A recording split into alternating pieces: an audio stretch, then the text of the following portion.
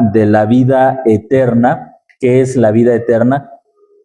Y el domingo anterior vimos que en la Biblia existen algunas palabras para vida.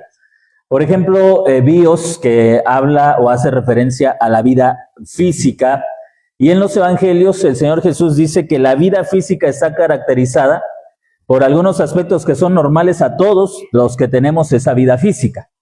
Y desde luego que los que pierden esa vida física terminan también perdiendo esos afanes, ¿no? Hablábamos acerca de 3 aspectos que son característicos de la vida física, algunos de ustedes los recordarán. Uno de ellos es la ansiedad, el afán por el qué voy a comer, qué voy a tomar, cómo me voy a vestir o qué voy a vestir. Es uno de las características de la vida física. Todos los seres humanos estamos atados al afán, al qué voy a vestir, qué voy a comer, cómo me voy a cubrir. El segundo aspecto, la segunda característica de la vida física es el deseo por la riqueza. Todos los seres humanos estamos detrás del dinero, perseguimos la riqueza, perseguimos el bienestar económico. Y número 3, la última característica, quizá no en un orden exhaustivo, quizá lo más general, otra característica de la vida física es la búsqueda del placer. Todos los seres humanos buscamos el placer. Hay algo que en la psicología se conoce como la ley del mínimo esfuerzo, y eso quiere decir que todos los seres humanos, absolutamente todos, tratamos de vivir bajo la ley del mínimo esfuerzo. Si puedo lograr algo sin esforzarme demasiado, lo voy a hacer. Si puedo ganar algo, obtener algo sin mucho esfuerzo, lo voy a hacer. Esa es la ley del mínimo esfuerzo. Todos queremos que nos vaya bien con el mínimo esfuerzo. Y el Señor Jesús también, o bueno, las Escrituras, los Evangelios también utilizan otra palabra para referirse a la vida física, y es la psique, que se refiere al pensamiento, a las emociones, al sentimiento, y que está estrechamente relacionado a la vida física.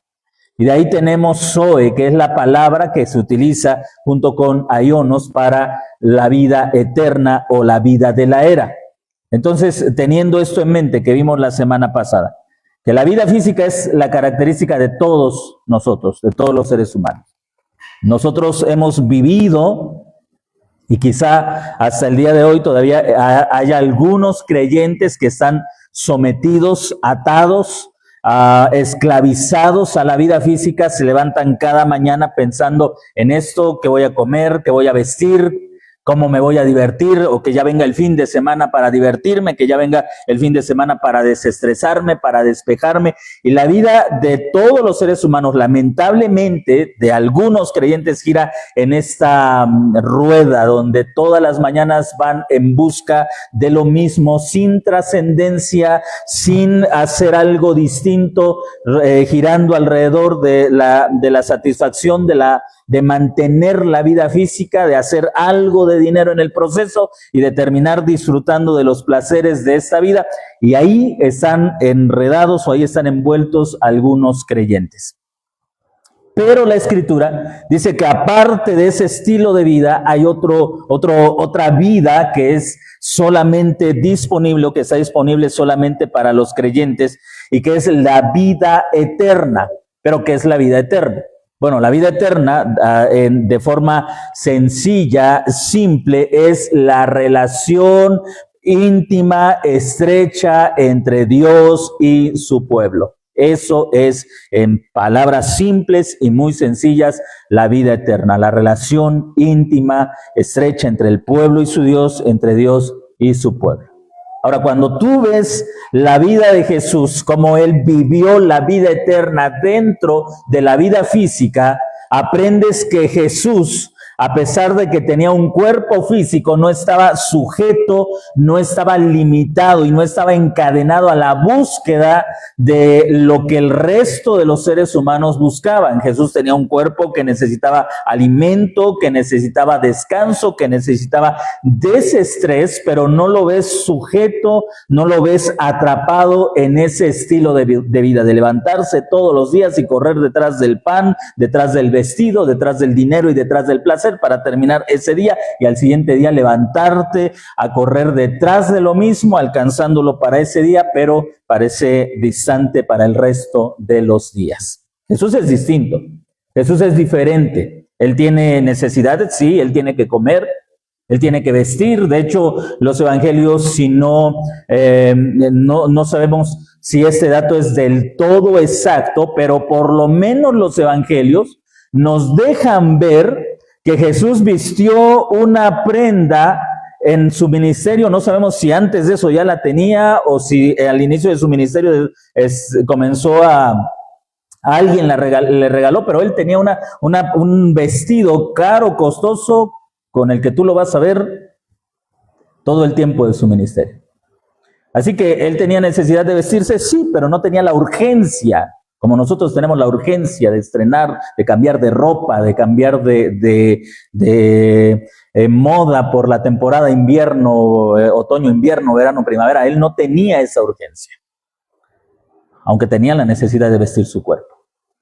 Jesús tiene la necesidad de comer, sí, pero no lo ves en la loca carrera en la que se encontraba el resto de las personas, tratando de abastecer o tratando de tener más de lo necesario para satisfacer su necesidad de comida. Pero hay algo que hace diferente a Jesús, y es que a pesar de que él no lleva una vida de pobreza, lo puedes ver en la forma de vestir. Él viste una prenda bastante cara, no la compra él, pero no es el hombre que vive una vida de pobreza, de extrema pobreza. Jesús no cree que en la pobreza esté la virtud.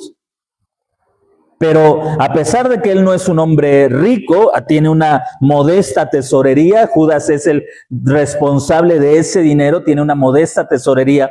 A pesar de que no tiene la riqueza de la religión que imperaba en ese tiempo, de los sacerdotes, de los fariseos, de los saduceos, es un hombre que vive con la certeza de la estrecha relación que tiene con su Padre, y es esa relación lo que le hace decir en más de una ocasión a Jesús: la voluntad de mi Padre es la que yo hago. En otras palabras, no hago mi voluntad, no hago lo que yo deseo, sino lo que el Padre desea. Él está viviendo la vida eterna dentro de la vida física.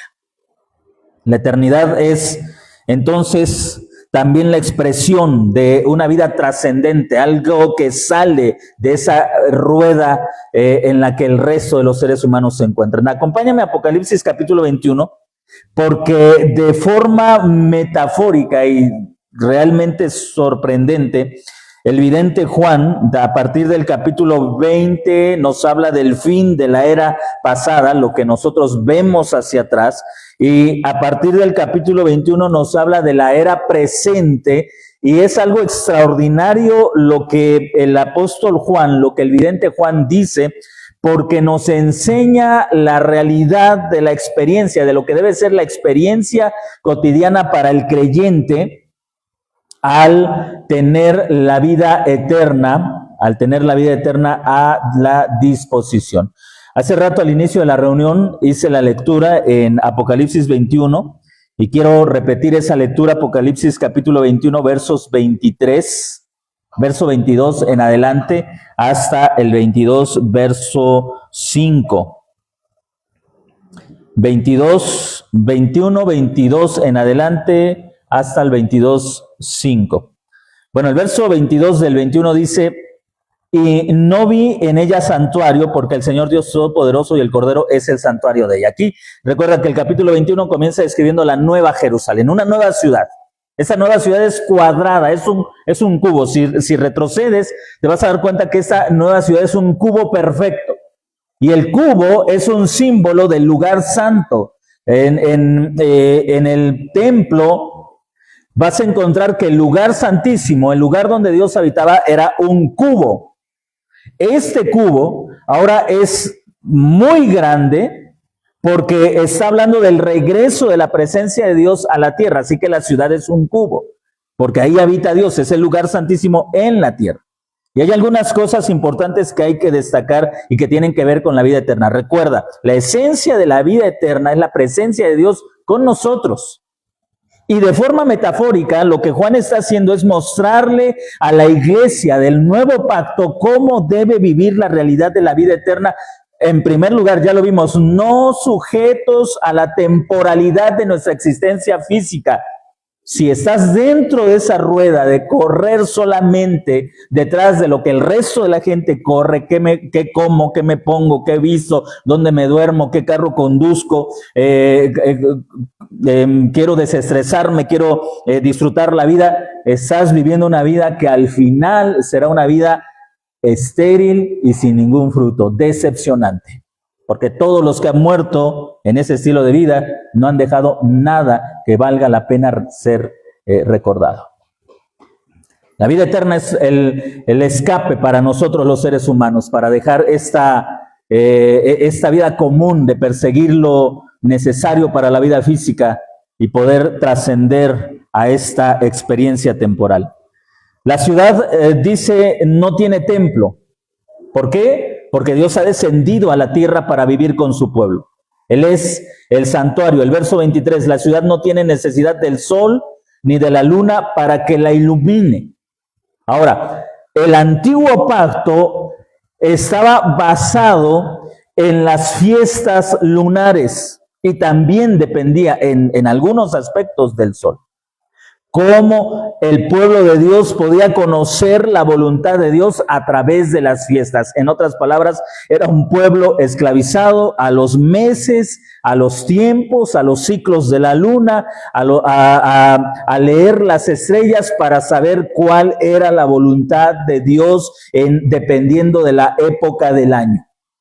Cuando el texto en el verso 23 dice, la ciudad no tiene necesidad de sol ni de luna para que la iluminen, está diciendo algo que es lógico. Si no hay templo en la ciudad nueva, en la Nueva Jerusalén, entonces tampoco hay fiestas santas.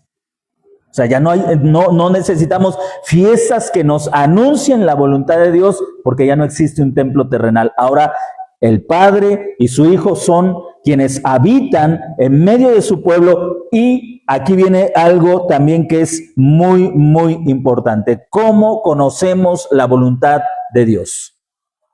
Bajo el antiguo pacto necesitabas sacerdotes, necesitabas fiestas, necesitabas reyes, necesitabas profetas para conocer la voluntad de Dios, porque solamente los reyes, profetas y sacerdotes tenían acceso a la presencia de Dios, y ellos salían al pueblo y le decían, palabra del Señor, esto es lo que Dios dice. Pero en el nuevo pacto la presencia de Dios es tan cercana al pueblo que ya no necesita de todo un sistema ritual para que Dios se comunique con su pueblo, sino que el pueblo puede comunicarse y debe comunicarse directamente con el Señor. Observa lo que dice esta parte de las Escrituras, Hebreos capítulo 6, versículo 19. Hebreos capítulo 10, versos 19 y 22. Vamos a leer estas partes de las Escrituras. Hebreos 6, 19, 10, 19 al 22. Esto es significativo. El pueblo ahora puede acceder a la presencia de Dios. Quien tenga Hebreos 6, 19 y luego 10, 19 al 22, le agradeceré si nos hace estas lecturas. La cual tenemos un ancla del alma, una esperanza segura y firme, y que penetra hasta detrás del velo, donde Jesús entró con nosotros como precursor, hecho según el orden de Melquisedec, sumo sacerdote para siempre. Jesús entró como precursor, es decir, él fue el primer hombre exaltado. Recuerde, Hebreos está hablando en este aspecto no de la divinidad de Jesús, sino de su humanidad. Él es el primer hombre exaltado que entra como hombre al lugar santísimo. Y dice, Él es el precursor. Él es la garantía de que después todos los que son miembros de su pueblo entran directamente a la presencia de Dios. Para ellos que estaban en la iglesia de transición, dice, es nuestra ancla, nuestra esperanza. Si Jesús entró al lugar santísimo, esa es la esperanza que todos nosotros tenemos, que un día entraremos a la presencia de Dios. Esa es la realidad para nosotros. Nosotros vivimos en la Nueva Jerusalén. Esta ciudad no necesita de templo. No necesita del templo porque el templo era el símbolo de la presencia de Dios, pero no la presencia de Dios. ¿Me vas entendiendo? Era el símbolo de que Dios estaba con ellos, pero no era la presencia de Dios con ellos, era el símbolo.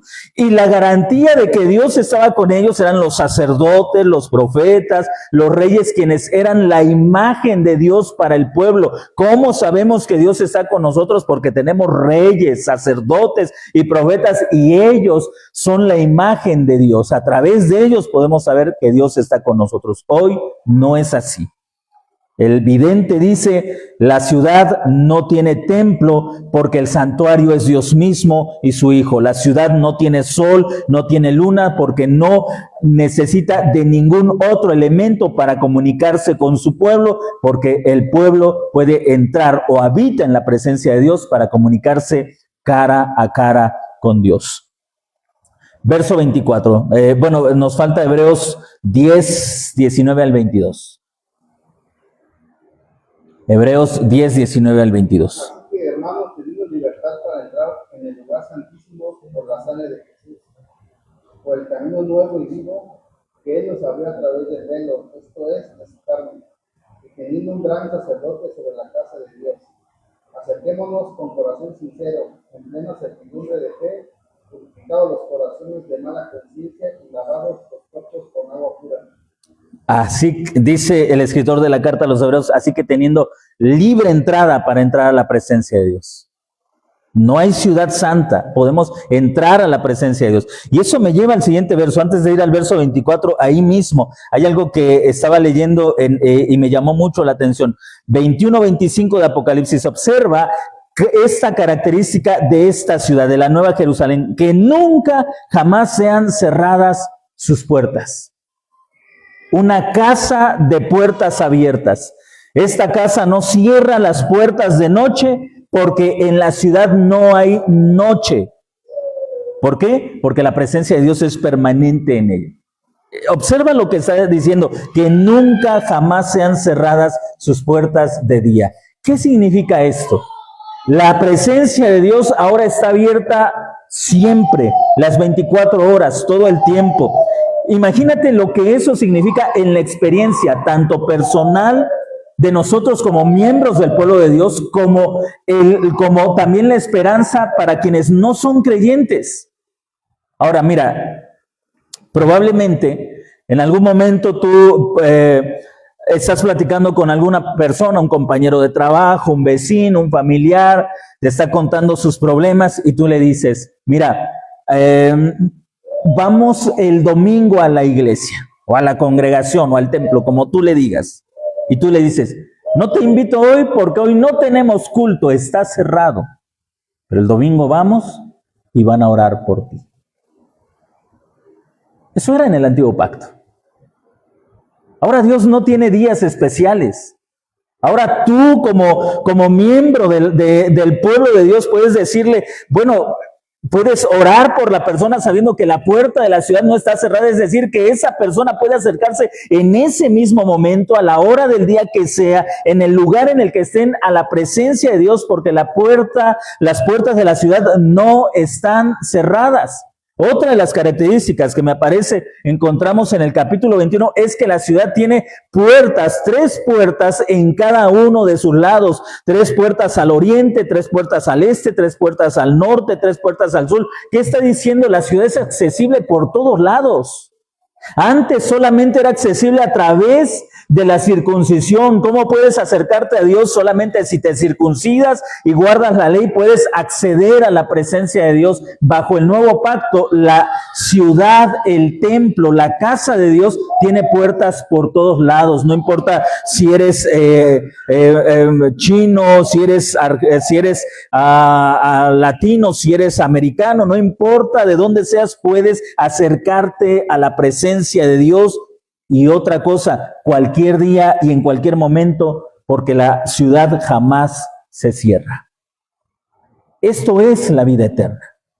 Saber que la presencia de Dios está disponible en nuestras vidas, no solamente para mejorar nuestra vida, sino para que nosotros seamos un canal de bendición para otros. Observa lo que dice el verso 21-24. Las naciones andarán a la luz de ella. Fíjate qué enorme responsabilidad tenemos como iglesia de Jesucristo. Ser luz para las naciones.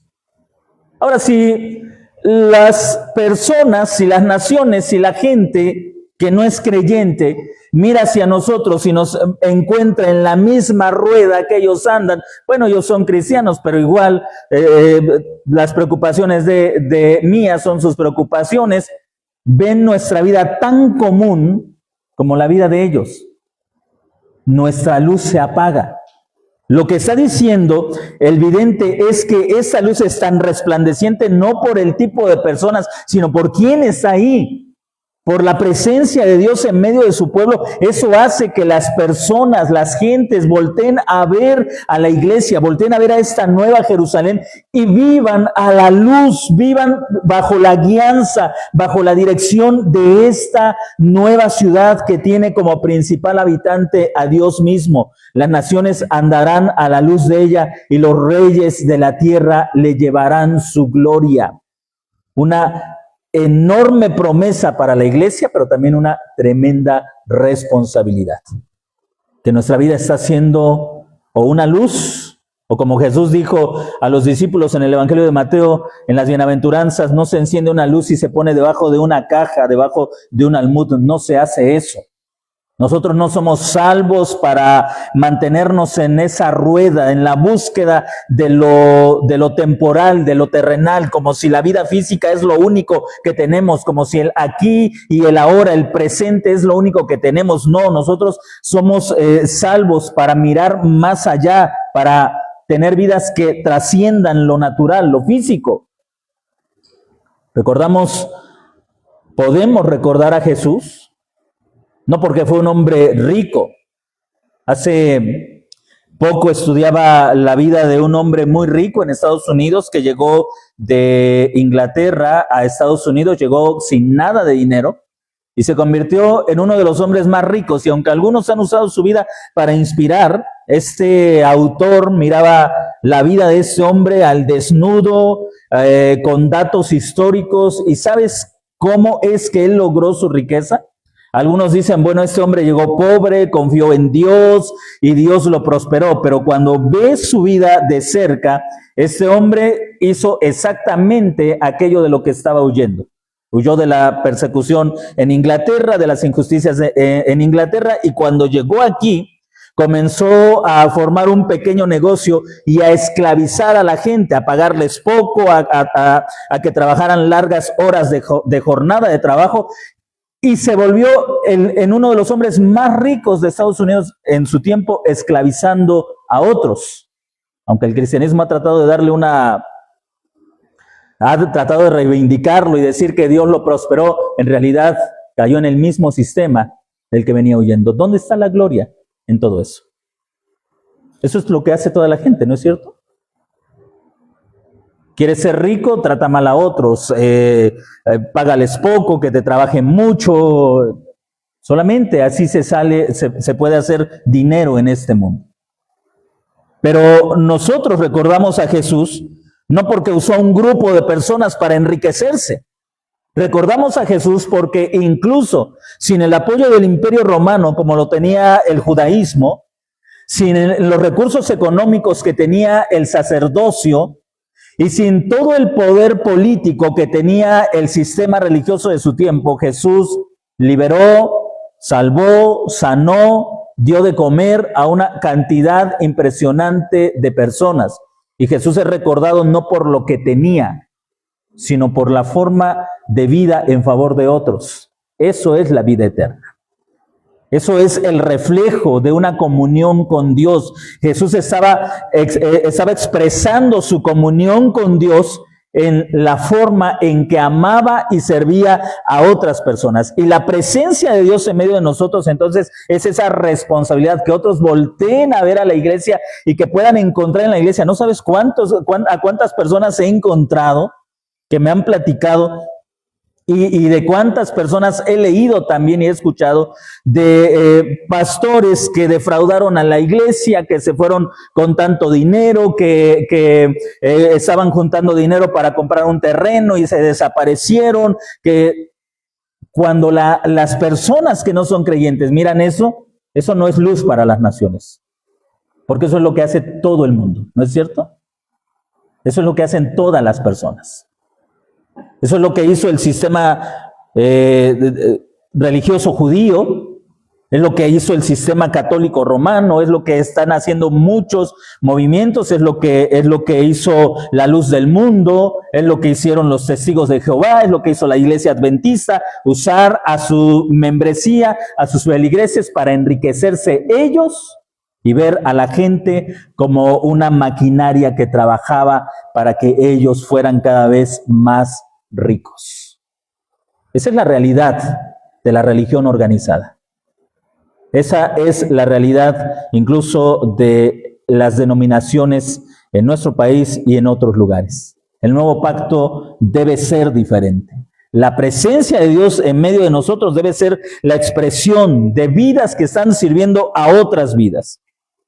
Ahora avanza conmigo al capítulo 22 y verso 1. Porque en el capítulo 22 todo está girando alrededor de Dios. La ciudad es gloriosa porque Dios está ahí. La ciudad tiene puertas abiertas porque el perdón de Dios, porque la gracia de Dios ya no se cierra a un tiempo específico. El apóstol Pablo le dijo a la iglesia de Corinto que este es el día de salvación. Hoy es el día de salvación. No era Yom Kippur, no era Pascua, no era una fiesta, pero la presencia de Cristo hizo posible que la salvación, que el perdón de pecados fuera extendido a todos los hombres en cualquier día y en cualquier momento.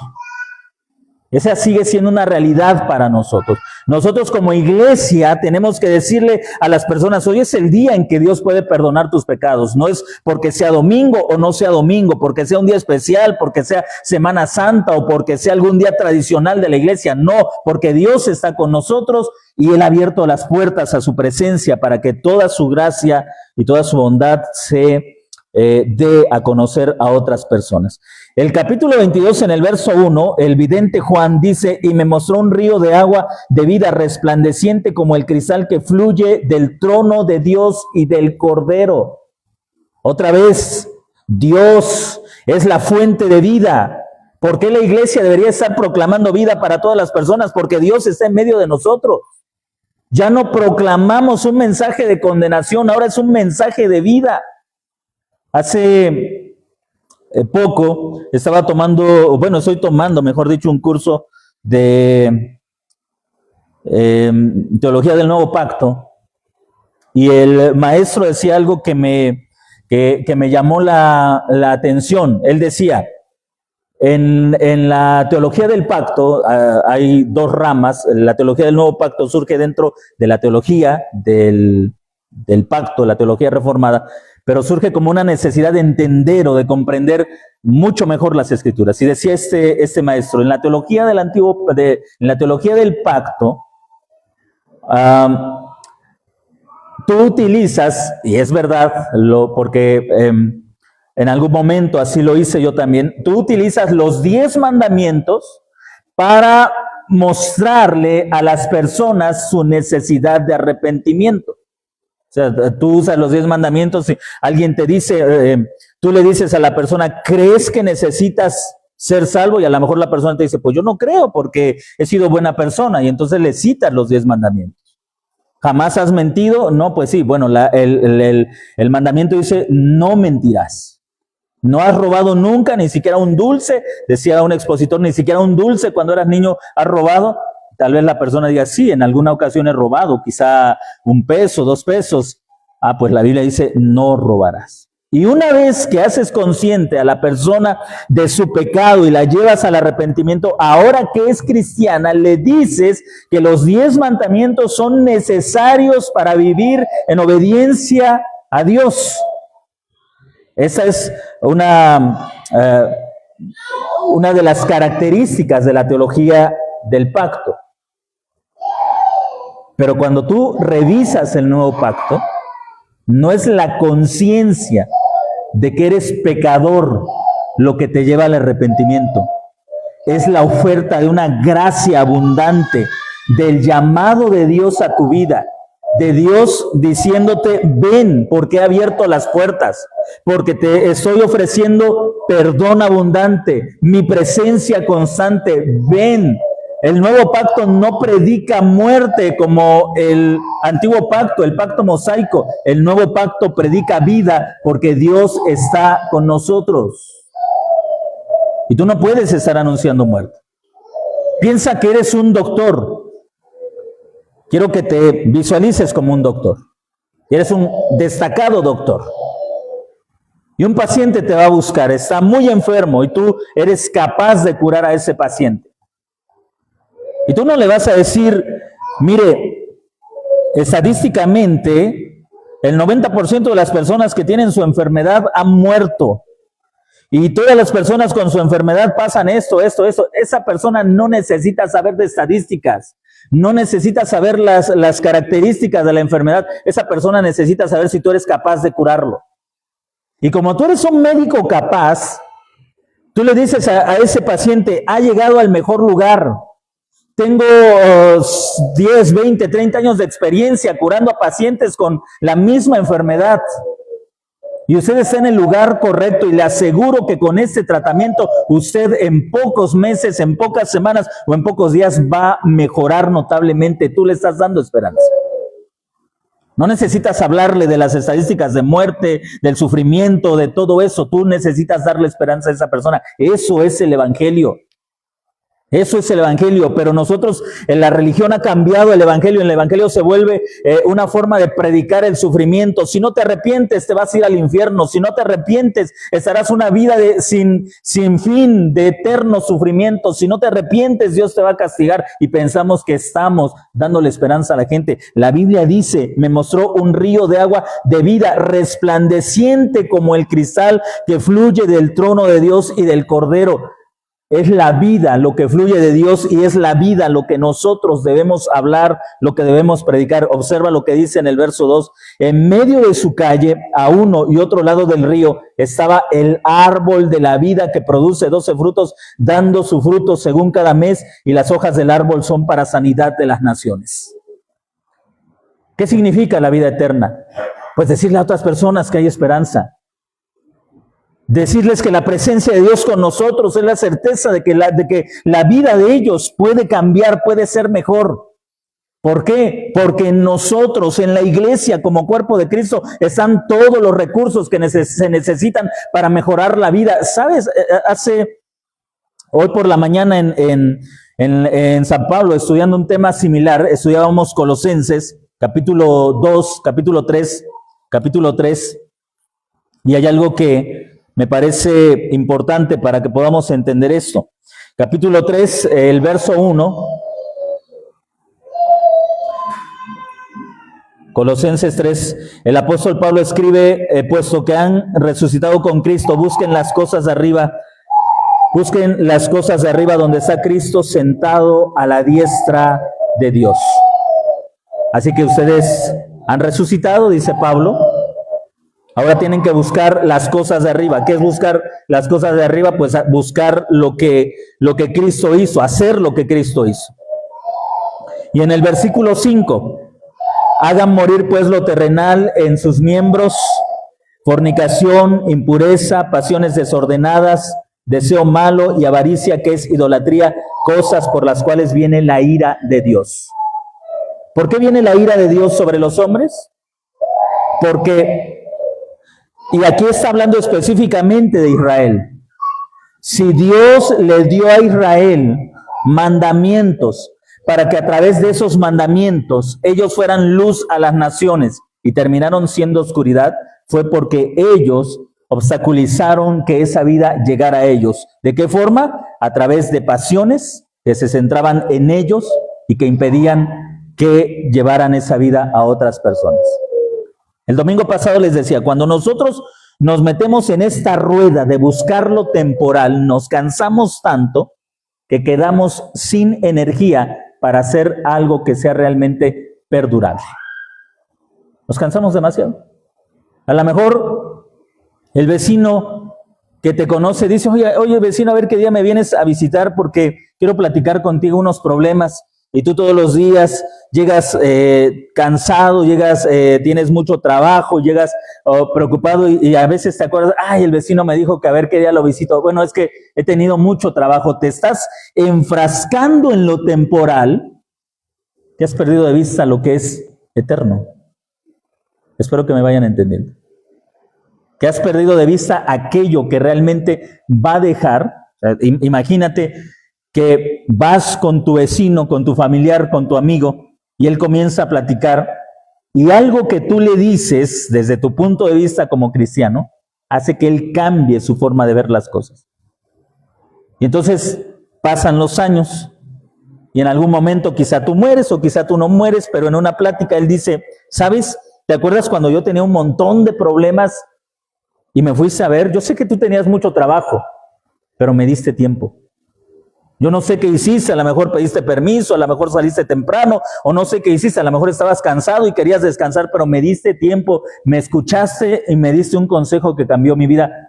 Nunca voy a dejar de agradecerte eso que hiciste por mí. Y quizá tú ni siquiera lo habías contemplado, pero hiciste algo que va a trascender tu propia vida. Pero la gente cuando está envuelta en esa rueda de la búsqueda de su propio bienestar, de sostener su vida física, se olvida de que hay vida alrededor de ellos. Por eso es que regresando a Apocalipsis capítulo 22 y tomando en cuenta lo que dice Pablo, lo que a veces impide que nosotros como iglesia seamos ese medio por el cual esa vida que fluye del trono de Dios llegue a otras personas, no es falta de tiempo. No es falta de preparación, no es que yo no soy pastor o yo no estudié para esto. No, porque es la vida de Dios a través de nosotros. No es falta de tiempo, no es falta de preparación, no es falta de recursos. Muchas veces es falta de renunciar a nuestra propia vida, es decir, de salirnos de esa rueda en la que buscamos lo que todo el mundo busca y permitir ser simplemente el canal por el cual lo que ya está fluyendo llegue a otros. Tú no necesitas provocar la vida de Dios, ese río ya fluye. Ahora, solamente la pregunta que tendríamos que hacer obligadamente sería, ¿serás un canal por el cual ese río que ya fluye desde hace 2000 años fluye a través de ti y llegue a otros? ¿O la frustración, la obsesión por lo temporal, por lo pasajero, por lo cotidiano, impedirá que la agua que fluye desde hace 2000 años fluya a través de ti a la vida de otras personas? El río está fluyendo, la vida está fluyendo. La pregunta es si nosotros como iglesia, como cuerpo de Cristo, seremos esos medios para que esa agua llegue a otros, o seremos el obstáculo que impida que llegue a otros. El versículo 3 dice, en el capítulo 22, verso 3, ya no habrá más maldición, sino que el trono de Dios y del Cordero estará en ella y sus siervos le servirán. Fíjate lo que dice el verso 4, y verán su rostro y su nombre estará en sus frentes. Esto es vida eterna.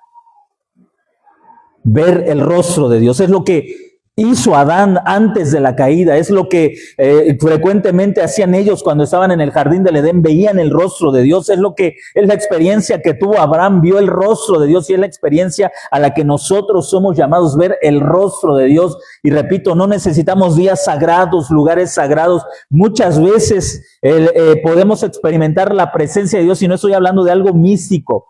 Simplemente experimentar la presencia de Dios es ver cómo a través de tu vida alguna vida es restaurada, alguna vida es cambiada, es transformada por algo que tú hiciste, sí, que tú dijiste, pero que terminas sabiendo que es la vida de Dios que fluyó a través de ti hacia la vida de otra persona. Verán su rostro y ya no habrá noche y no tienen necesidad de luz, de lámpara ni de luz de sol, porque el Señor Dios resplandece sobre ellos y reinarán por los siglos de los siglos. ¿Cómo reinamos? A través del servicio. Y esto, hermanos, tiene que obligarnos a pensar en algo diferente de la vida cristiana. La vida cristiana no es ritualista, no se trata de cosas que hacemos para agradar a Dios, no se trata de días que venimos para agradar al Señor. No, debes ver a la iglesia como el lugar donde vienes a entrenarte para que salgas y entonces aprendas a disfrutar de la vida de Dios, de ese río, de esa vida que fluye y de la cual eres tú llamado a ser parte. Algunos hermanos a veces dicen, yo he tenido oportunidad de hablar con alguien, pero ¿qué le digo? Es que no sé, a veces mi compañero de trabajo, a veces mi familia, a veces mis hermanos, a veces mis vecinos me preguntan, pero ¿qué les digo? No sé qué decir y no sabemos qué decir, principalmente por una razón, porque no nos damos cuenta que la asistencia es un entrenamiento para poder expresar la vida de Dios que hay en nosotros. Entonces, si tu mente se mete tanto en el afán en el que todos los seres humanos viven, cuando tú tengas una oportunidad de hacer algo que pueda transformar la vida de otros, no te vas a sentir capaz, no porque Dios no esté contigo, no porque la vida no esté fluyendo, sino porque tú mismo has puesto tu mente en lo temporal, en lo pasajero, y en aquella oportunidad que pudiste haber tenido, simplemente no supiste cómo dejar fluir esa vida que ya está en ti. Es un desafío para nosotros como creyentes. No estoy diciendo que no sea importante salir a trabajar para tener dinero para comer, para pagar las cuentas, pero debe haber algo más que eso. Debe existir, si cada mañana te levantas diciendo, tengo que ir a trabajar. Y si cada mañana te levantas pensando solamente en tengo que pagar esto, tengo que ahorrar para aquello, tengo que hacer esto, tu mente se va a perder de la realidad de que tú vives dentro de la Nueva Jerusalén y que a través de ti la vida de Dios puede llegar a otras personas. No te estoy diciendo que en lugar de trabajar te pongas a hablar del Evangelio a las personas. Pero sí te estoy diciendo que aprendas a ser una fuente, un canal por el cual la vida de Dios llegue a otros. No seamos como el resto de las personas. Seamos diferentes, porque Dios está con nosotros. Póngase de pie y vamos a concluir con una oración.